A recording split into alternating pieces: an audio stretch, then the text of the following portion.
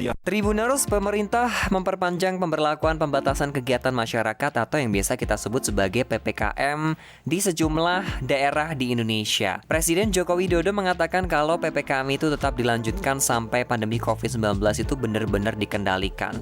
Terus apa ya alasannya PPKM itu terus-menerus ada di Indonesia, bahkan dikatakan sampai COVID-19 itu benar-benar bisa terkendalikan di Indonesia.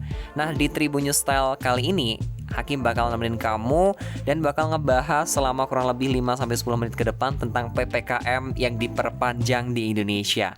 Memang sebelumnya Jokowi meminta bahwa urusan PPKM ini juga harus diperhatikan oleh masyarakat karena ini belum berhenti gitu loh, masih diteruskan dan masih diteruskan lagi sampai sekarang. Bapak Jokowi itu meminta jajaran kabinetnya itu menyampaikan kepada masyarakat mengenai kebijakan PPKM yang terus berlanjut sampai sekarang gitu ya teman-teman.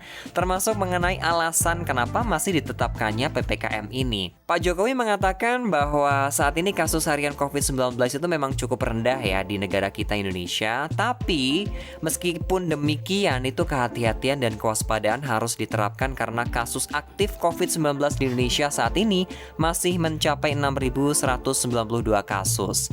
Kira-kira sampai kapan ya PPKM ini tuh bakal diperpanjang? Kalau tadi dikatakan Pak Jokowi itu udah di spoiler ya. Pokoknya bakal diperpanjang terus sampai COVID-19 itu terkendalikan di Indonesia. Terus kalau ini ya bukan doa ya, tapi seumpama atau kayak status COVID-19 itu tetap ada dan bisa menjadi penyakit biasa, apakah selamanya itu juga bakal diperpanjang gitu ya PPKM-nya ini?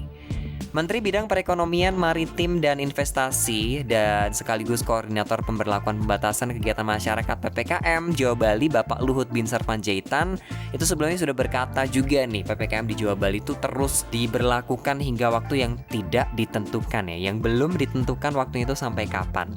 Hal ini dikatakannya dalam konferensi pers pada hari Senin 9 Mei kemarin disiarkan di YouTube Sekretariat Presiden. Bapak Luhut ini mengatakan kalau situasi pandemi COVID-19 dalam kondisi baik gitu ya. Tapi kenapa masih diperpanjang lagi sampai waktu yang belum ditentukan?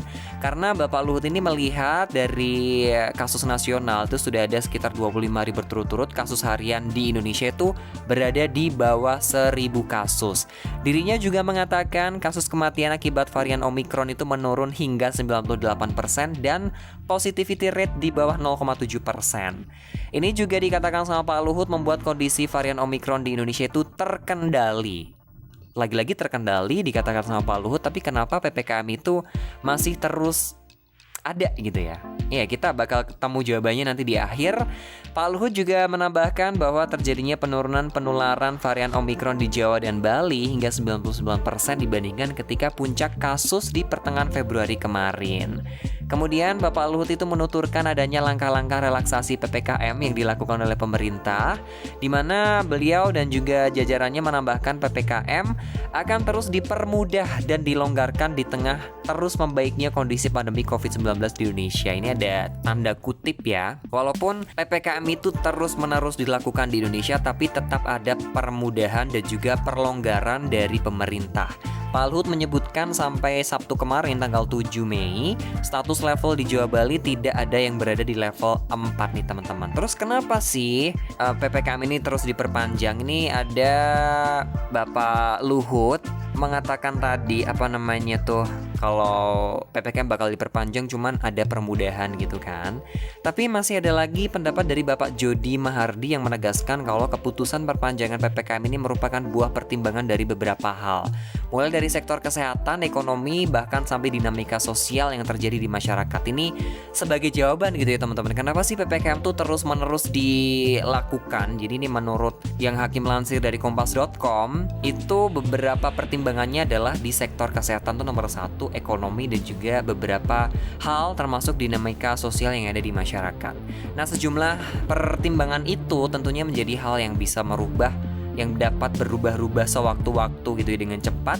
Jadi pemerintah memandang perlu mengimplementasikan segenap upaya seperti yang telah disampaikan oleh WHO. Jadi WHO tuh menginstruksikan walaupun COVID itu sudah melandai di beberapa negara, tetap harus tetap waspada. Salah satunya mungkin dengan PPKM ini gitu. Nah, dengan penjelasan tersebut dapat diartikan bahwa sampai ke depan, sampai kapan itu tidak tahu, PPKM itu akan terus dilakukan dan diperpanjang di setiap pekannya. Bahkan sejumlah faktor yang mendasarinya itu ada kesehatan, ekonomi, dan dinamika sosial itu tadi. Nah, sudah terjawab ya teman-teman kenapa PPKM itu terus-menerus diperpanjang di setiap minggunya. Yang udah agak longgar, tiba-tiba ketat lagi. Longgar lagi, ketat lagi, udah kayak celana legging ya kan.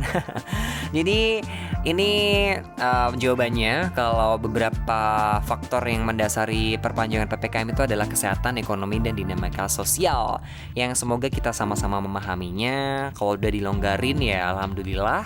Kita bisa ke kondangan gitu ya, kita bisa liburan, tapi tetap kalau saran aku sih menggunakan masker tuh nggak ada salahnya ya, bahkan bisa menutupi jerawat-jerawat yang ada dalam muka kita gitu ya. Sebagian orang tuh kan mengatakan kayak gitu.